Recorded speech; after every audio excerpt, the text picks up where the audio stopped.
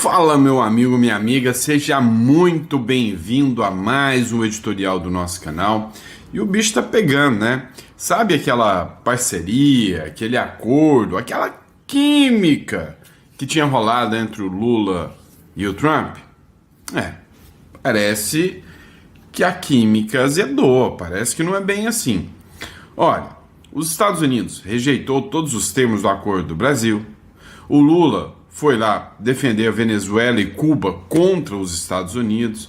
O Rubio depois veio e fez críticas novamente ao governo e ao ministro Alexandre de Moraes. Ou seja, parece, né, que aquele discurso da esquerda azedou.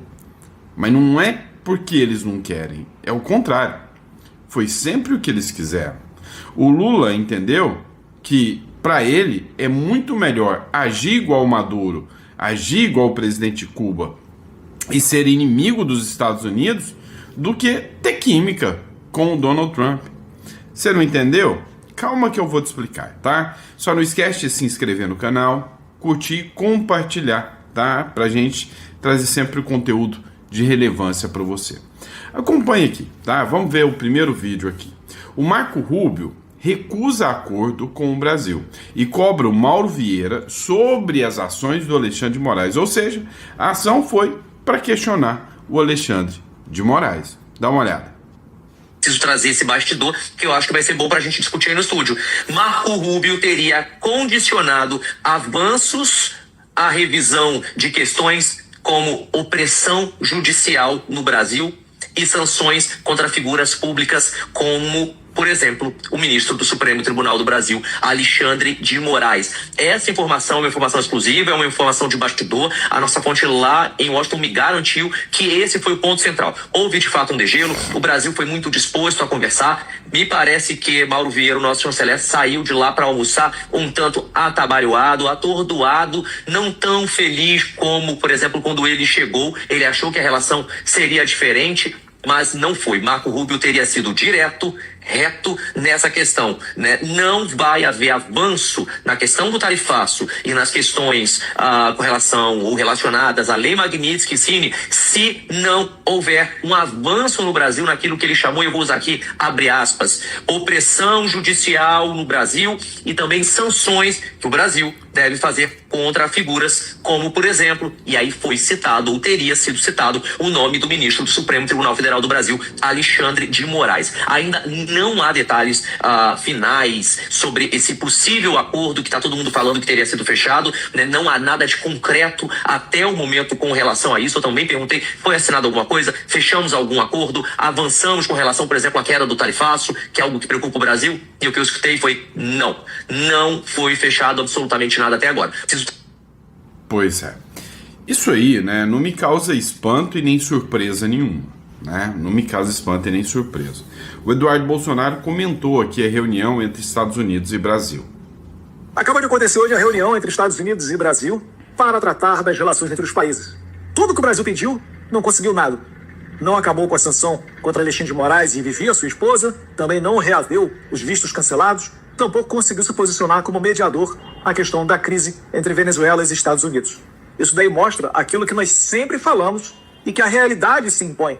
Os Estados Unidos estão preocupados com a questão política brasileira. O que Mauro Vieira ouviu de Marco Rubio, segundo a imprensa tem noticiado? A sua preocupação com eleições transparentes e o fim da lawfare. Sem isso, nada com relação a acordo comercial, tarifa e etc. vai caminhar. E eu queria só rememorar a vocês que todos esses pontos, nenhum deles foi obstáculo para Jair Bolsonaro. Por quê?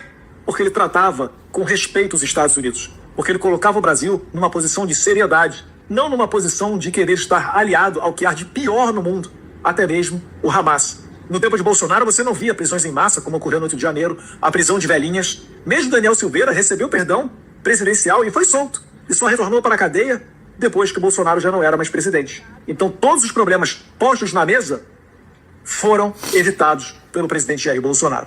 Que saudade que a gente tinha enquanto a gente tinha um presidente de verdade. Certamente Bolsonaro retornando ao poder, podendo se candidatar e será eleito nessa possibilidade, a gente vai retornar a ter essa boa relação com o nosso principal e tradicionalíssimo parceiro comercial, que é os Estados Unidos. Deus abençoe o Brasil, Deus abençoe os Estados Unidos da América. Eles falam que o Bolsonaro era autoritário e ditador, né?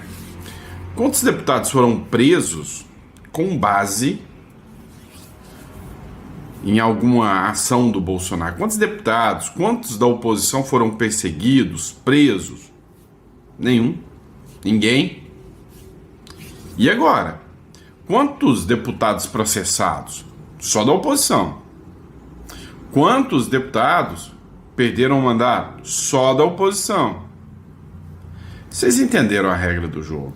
Agora, olha, eu disse para vocês, eu já avisei a vocês, que o Lula é muito melhor para ele ser inimigo dos Estados Unidos, trazer o discurso do Maduro, olha, eu estou defendendo a soberania nacional, trazer o discurso de pátria para ele, do que fechar acordos com o Trump.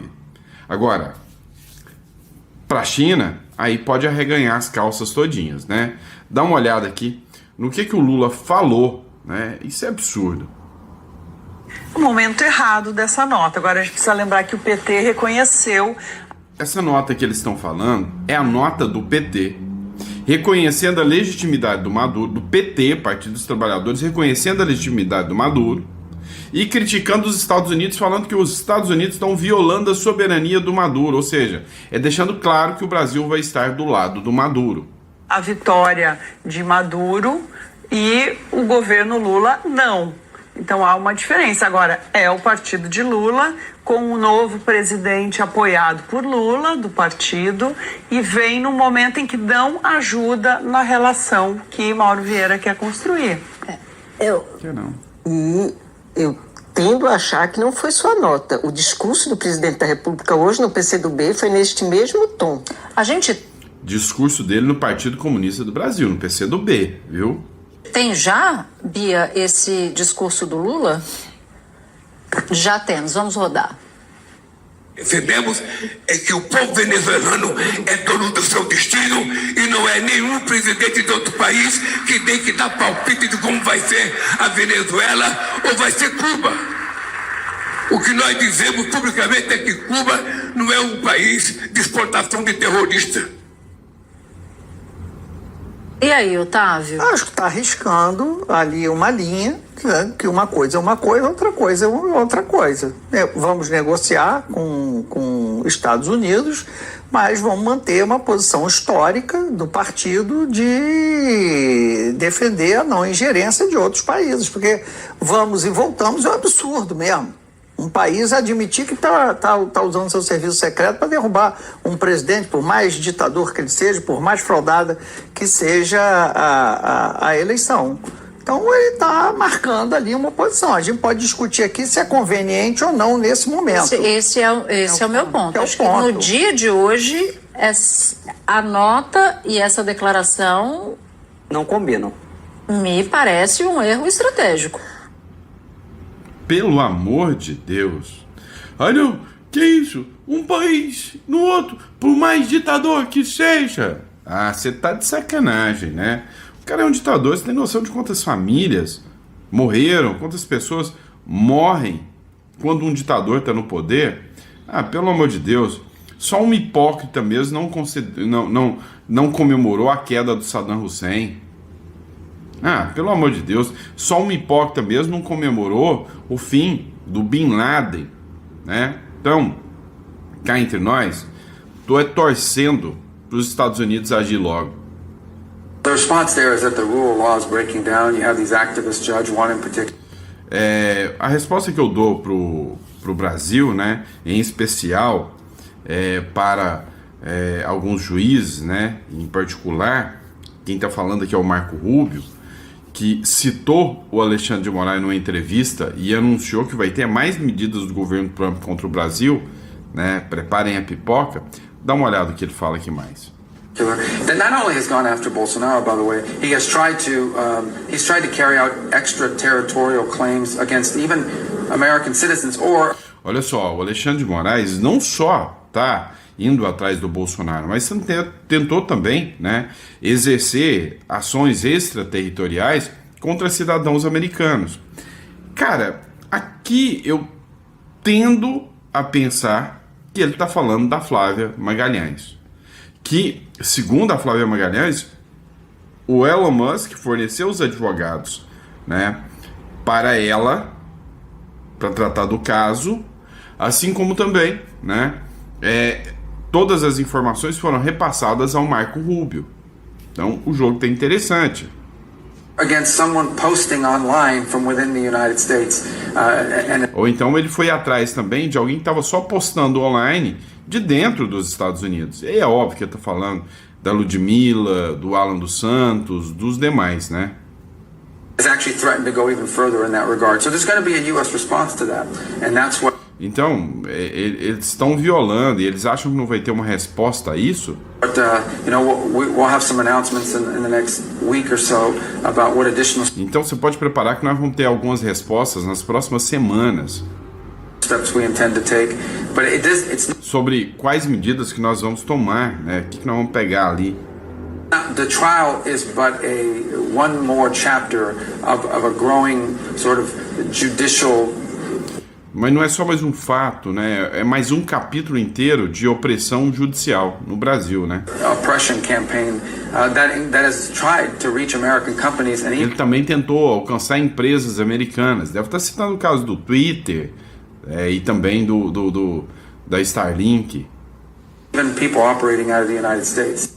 Ele tentou alcançar até pessoas, né, que operavam de dentro dos Estados Unidos. É o que disse aqui o Marco Rubio, tá? É o que disse aqui o Marco Rubio. E enfim, né, várias ações, várias medidas foram tomadas, crimes criados da cabeça dos ministros, né? Vamos lá, a Júlia Zanata fez uma publicação com críticas aqui, a Miriam Leitão, dizendo o seguinte, olha, foi um novo crime criado pelo STF, ataque às urnas eletrônicas. Olha só. É importante essa pergunta porque são muitos núcleos. Esse, por exemplo, é o núcleo 4, vai ser julgado antes do núcleo 3. Depois eu explico o 3. O 4, eles são acusados de ter trabalhado de formas, de várias maneiras para desacreditar e tirar a credibilidade do sistema eleitoral. Pode parecer assim, mas qual é o problema disso, né? É que quando tira a confiança no sistema eleitoral era uma parte importante do projeto de fazer um golpe de Estado. Primeiro se desconfia, será que a eleição é fraudada? Se a eleição é fraudada, a democracia é falsa. Então é isso que leva. Mas eles fizeram mais do que isso. Quem leu todos os processos... Então, deixa eu entender. Você está diante agora do crime de desconfiança. Se você desconfia de que a eleição é falsa, você está cometendo um crime porque deslegitima uma democracia que você desconfia que é falsa. Tá bom? E tudo que foi divulgado pela Polícia Federal, viu que eles estão em vários momentos falando coisas absurdas e participando de várias conspirações. Em vários momentos falando coisas absurdas. É o crime de opinião aqui, né? Há diversas conspirações. O que são as conspirações? Falando de teoria das conspirações, é isso? A dificuldade é que esse núcleo não tem gente muito conhecida. O outro que a gente viu o julgamento, Jair Bolsonaro foi presidente da República, aqueles generais todos conhecidos, foi ministro da Defesa, ministro-chefe da Casa Civil, ministro do GSI, então eram pessoas mais conhecidas, essas são menos conhecidas, mas não são menos culpadas, né, de envolvimento. Militares, inclusive da ativa, que estavam dentro do Exército, trabalhando, tentando fazer com que aquele relatório do Ministério da Defesa sobre a lisura do acompanhamento, né, do processo eleitoral, queriam que aquele relatório tivesse dito que que o processo era fraudável, né? Então tem gente que atuou ali para tentar distorcer o relatório. Então tem muita gente diretamente envolvida. Então, mas ao mesmo tempo eles não são muito conhecidos. Outra coisa, eles são acusados disso, é a primeira vez que são acusados no processo criminal por atacar o processo eleitoral. O Jair Bolsonaro foi condenado pela Justiça Eleitoral por esse mesmo crime, né? Tá no Código Penal? Não. Mas é crime agora? Agora é. O legislador criou? Não. Mas alguém criou? Sim. Então é crime? Na República das Bananas, tá tudo bem, né? Tá tudo bem. Vamos lá, pessoal. Bora ver o recado aqui do Milei. O Milei, né, teve uma visita com os Estados Unidos. Os Estados Unidos se tornou um verdadeiro fiador hoje do governo Milei. Os Estados Unidos acreditam muito na pauta do governo Milei, né, que vai fazer uma recuperação rápida da Argentina. A Argentina que estava numa situação econômica desastrosa, uma inflação que passava de 100%. E aí o Donald Trump propôs aportar 20 bilhões de dólares na Argentina.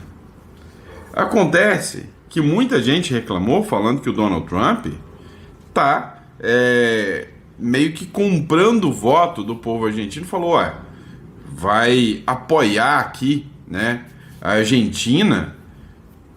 Qual o motivo dele estar dando esse apoio financeiro à Argentina? É só para comprar voto?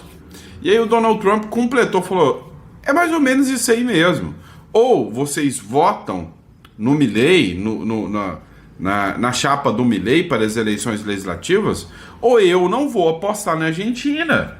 Porque eu só vou apostar na Argentina se eu souber que ela vai crescer. Se um esquerdista entrar, ele vai destruir a Argentina. E aí a mídia toda ficou gritando, o Trump está interferindo na Argentina. O Trump respondeu, tá bom, vou dobrar então. Só para vocês pararem de encher o saco. Aí a mídia parou de encher o saco. Porque se encher o saco, ele vai dobrar de novo, né? E aí o Milei mandou um recado antes das eleições legislativas que vão acontecer, né? Logo na boca de urna. E também logo depois de ter encontrado com o Donald Trump, já ainda nessa semana. Olha o que o Milei falou aqui. Argentinos, quiero decirles que estamos en un momento bisagra de la historia. Quero dizer para vocês, estamos num momento crucial, né, da história. Yo entiendo el esfuerzo que están haciendo. Tener 30% de pobres es dolorosísimo. Olha, eu entendo o esforço que vocês estão fazendo. Ter 30% de pobres é muito doloroso. Saiu um estudo agora e a mídia está destruindo o Milei, dizendo que, olha, ainda tem 30% de pobres na Argentina. É um bando de filha da mãe, a mídia. Por quê? Porque reduziu o número da população que se encontra em situação de pobreza. Mas ainda tem 30%. E aí eles estão pondo como se esses 30% fossem todos culpa do Milei. Você entende a insanidade disso? É igual os índios Yanomamis, que ninguém vê falar hoje mais. Foram anos daqueles pobres índios abandonados. Não mudou nada a situação deles. Hoje ninguém fala. Mas na época do Bolsonaro, queriam usar aquilo até para prender o Bolsonaro, né? Pero hemos sacado de la pobreza a 12 millones de argentinos. Hay 6 millones que salieron de la indigencia. Porém, nós tiramos 12 milhões de argentinos da pobreza. 6 milhões, eles estavam indigentes, né, em situação de rua, famintos, e tiraram. Ou seja, são 12 milhões a menos de argentinos que saíram da extrema pobreza. Mas ainda tem 30. E aí a culpa é do Milei. Vocês entendem o quanto que a mídia é porca? Temos os índices de criminalidade mais bajos da história. Temos os passado de índices 9.000 piquetes a... Temos, né, os índices de criminalidade mais baixos da história e passamos de mais de 1.000 piquetes a 0. Piquetes eram aquelas manifestações violentas, aquelas manifestações que o povo parava as ruas, saqueavam tudo na Argentina. Segundo o Milei, foi a 0. Cero. La inflación viajaba al 1,5 diario, iba camino a convertirse en un número entre el 15.000 y el 20.000%. A inflação era de 1,5 por dia, ia de 20 mil a 30 mil%, né, ao ano. Hoy es 30. Hoje é 30%. Es mucho, es muchísimo, pero vamos por el camino correcto. Ainda é muito? É claro que é muito, mas nós estamos indo pelo caminho correto. Tem menos inflação. Menos inflación, hay menos pobres, hay menos indigentes, há menos inflação, há menos pobres, há menos indigentes, tem menos insegurança. Menos inseguridad. Por lo tanto, vamos por el camino correcto. Y si nos acompañan y siguen abrazando las ideas de la libertad. Portanto, vamos no caminho correto, e se me acompanham e seguem acompanhando o caminho da liberdade. Vamos hacer que Argentina sea grande nuevamente. Vamos fazer que a Argentina seja grande novamente, usando aqui o discurso do Trump, tá? Vamos fazer que a Argentina seja grande novamente. Já estamos na metade do caminho. Estamos a mitad del camino. Esta vez el esfuerzo vale la pena. Por eso les pido que no aflojen. Já estamos na metade do caminho, por isso que esse esforço vale a pena e eu peço para vocês não afrouxarem. Porque la libertad avanza o Argentina retrocede. Porque ou a liberdade avança, ou a Argentina vai retroceder. Cara, assim, como eu queria que o presidente do Brasil hoje trouxesse os índices que o Milei trouxe, né? Como eu queria que fosse assim, mas não é assim, né? Nós temos, pelo contrário, um presidente que fica fazendo demagogia, só correndo atrás de voto e reeleição, né? E se tudo, né, continuar da forma trágica que tá, tem um risco disso acontecer. Lula se reúne com líderes evangélicos no Planalto enquanto decide a vaga no STF. O presidente Luiz Inácio Lula da Silva se reuniu nesta quinta-feira com o advogado-geral da União, Jorge Messias, e lideranças religiosas no Palácio do Planalto. O encontro ocorre em meio às discussões sobre a possível indicação de Messias ao Supremo Tribunal Federal, na vaga do ministro Luiz Roberto Barroso, né? Ou seja, vão tentar empurrar para você como se, sabe, sempre tivesse sido assim, um Lula evangélico, um Lula patriota, um Lula que vai estar preocupado com a família, até o dia da eleição. É a mesma promessa da picanha. E o pior é que vai ter gente que vai acreditar. E o pior é o que se presta a esses pastores, né, a fazerem um papelão desse, porque todo mundo sabe que comunista não tá nem aí com família, não tá nem aí com Deus, né? Todo mundo sabe disso. Vamos falar de CPI do INSS? Pois é, matéria da Globo News, CPMI do INSS tem bate-boca entre Sóstenes Cavalcante e Randolfo Rodrigues. Vocês são hipócritas. Dá uma olhada. Presidente, me dá um minuto, enquanto estamos votando. Aqui fica claro a hipocrisia do PT e do governo. No requerimento, quem quer investigar quem roubou aposentado... Não, deixa eu terminar. Eu não deixo. Não deixo porque eu pedi um minuto. Esse comportamento. Eu pedi um minuto. Você incomoda Vossa Excelência eu falar um minuto? A ordem não é essa, presidente. A ordem é essa. Isso sabe por quê? Vocês são hipócritas. Vocês no requerimento passado votaram contra. Quem quer investigar, investiga todo mundo. Eu botei outro, voto esse, porque eu quero investigar quem roubou aposentado. Petista e governo, vocês são um bando de hipócritas. Senhores, por favor, a votação está aberta. Pois é. Mas por que dessa briga aqui? Olha, a esquerda blindou um monte de nome e comemorou que deveriam prestar, né, depoimento lá na CPI do INSS e não foram. Por exemplo, matéria da CNN Brasil, a CPMI do INSS rejeita pedido para convocar o irmão do Lula. Agora você acha realmente que não deveria ser ouvido? Dá uma olhada no que falou aqui o Macron. Olha aí, pessoal, votação do Frei Chico. Vamos ver como é que a esquerda votou? Provavelmente nós perdemos, tá lá, ó. 19-11, esquerda barrou, venceu então o governo, né, que não quer investigar o irmão do Lula, blindar o homem, tá numa, aqui o pessoal comemorando aí, ó, esquerdalha comemorando, tá numa organização criminosa travestida de sindicato que já teve 400 milhões bloqueados pelo Supremo Tribunal Federal, bando de bandidos, é isso que são, bloquearam então aqui, que o Frei Chico, esse santo que dizem ser, não veio, né, não virá. Então é isso aí, ó, se você tem algum parente que ainda defende esse tipo de gente, saiba que eles defendem roubar aposentado, é isso aí, eles defendem roubar aposentado, não deixe que a gente investigue, e é isso aí, ó, agora vamos comemorar provavelmente com dinheiro também, sabe-se lá da onde. Pois é, né? Fazer o quê? É o que se tornou o Brasil, né? E aí, vamos mais uma, né? PF identifica 3 núcleos em esquema de vendas de sentenças judiciais no STJ.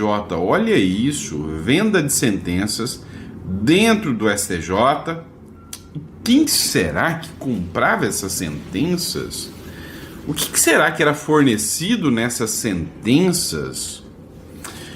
As investigações da Polícia Federal envolvendo um esquema de venda de sentenças judiciais no Superior Tribunal de Justiça. Agora deixa eu te perguntar, o estagiário dá sentença? Quer dizer, tem uns que redigem, mas dá a sentença ele não dá.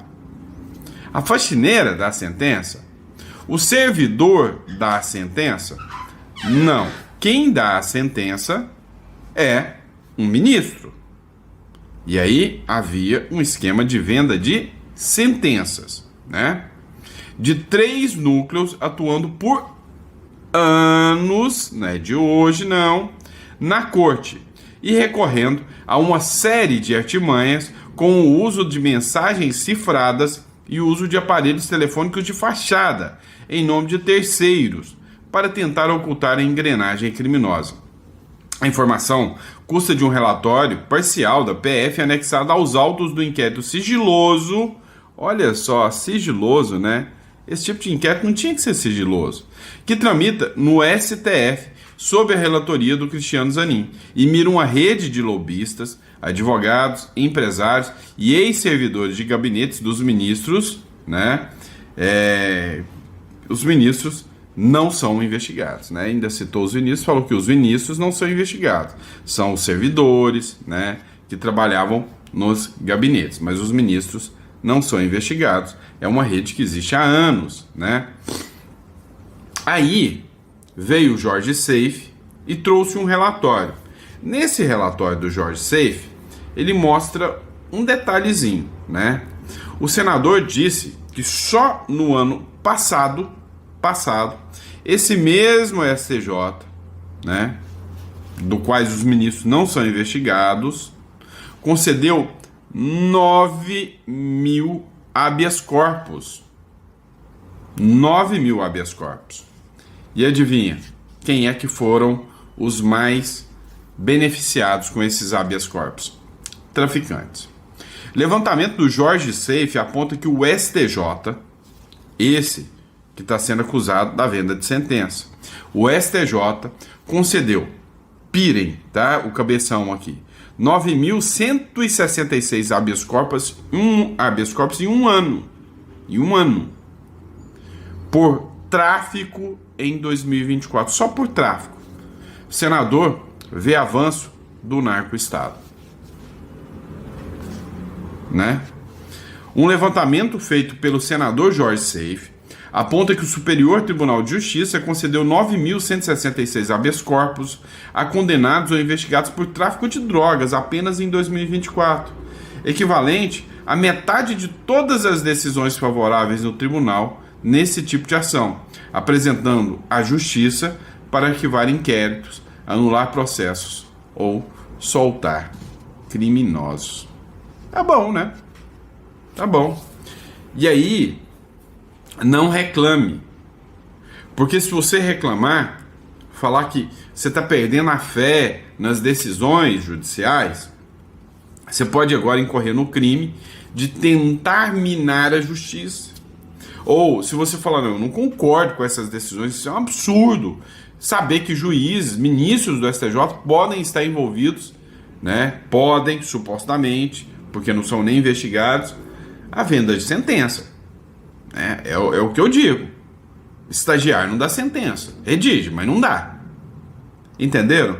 Então, assim, é uma coisa insana, é uma coisa absurda. E aí, se você criticar, eles vão falar, ó, você está tentando descredibilizar o judiciário. Cadeia para você, né? É isso aqui, né? O Brasil é uma coisa maravilhosa, né? Maravilhosa. A República das Bananas, não é? E é isso, pessoal. Espero que vocês tenham gostado do nosso editorial. Sempre um prazer e uma honra estar aqui com vocês. Lembrando a vocês que esse editorial tá aqui com o patrocínio da nossa empresa Imigra Mais, para você, tá? Que tá de saco cheio de bancar tudo isso. Para você que tá de saco cheio do Brasil, olha, eu recomendo que você conheça o Paraguai e o Uruguai. E aí você vai entrar em contato com a Imigra Mais. Nós vamos te dar todas as orientações, tá?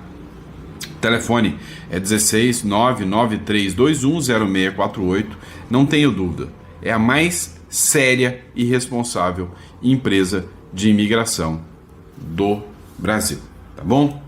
Muito obrigado pela confiança, pela credibilidade, e eu vejo vocês no próximo editorial. Um grande abraço.